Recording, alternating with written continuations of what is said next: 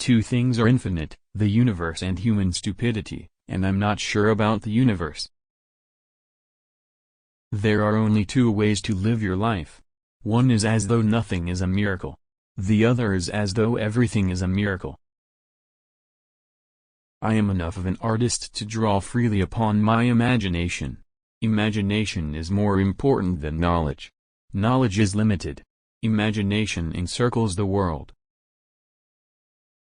If you can't explain it to a 6-year-old, you don't understand it yourself. If you want your children to be intelligent, read them fairy tales.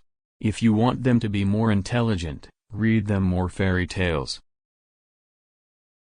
Logic will get you from A to Z, imagination will get you everywhere.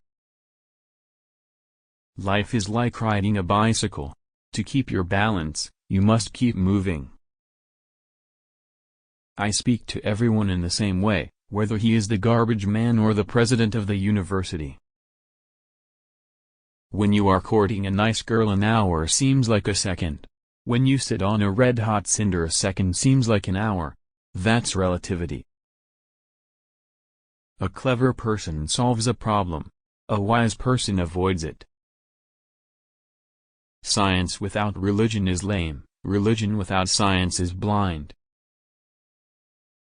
Reality is merely an illusion, albeit a very persistent one. If we knew what it was we were doing, it would not be called research, would it?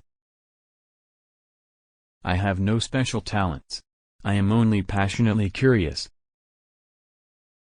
The world as we have created it is a process of our thinking. It cannot be changed without changing our thinking.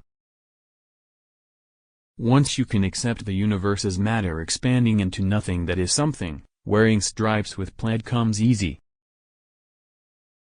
The most beautiful experience we can have is the mysterious. It is the fundamental emotion that stands at the cradle of true art and true science.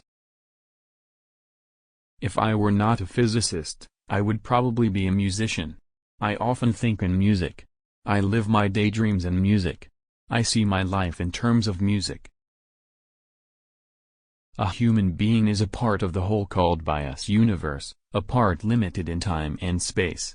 He experiences himself, his thoughts and feeling as something separated from the rest, a kind of optical delusion of his consciousness. This delusion is a kind of prison for us, restricting us to our personal desires and to affection for a few persons nearest to us. Our task must be to free ourselves from this prison by widening our circle of compassion to embrace all living creatures and the whole of nature in its beauty. The important thing is not to stop questioning. Curiosity has its own reason for existence. One cannot help but be in awe when he contemplates the mysteries of eternity, of life, of the marvelous structure of reality. It is enough if one tries merely to comprehend a little of this mystery each day. Old man's advice to youth: never lose a holy curiosity. Life magazine, May 2, 1955, p. 64.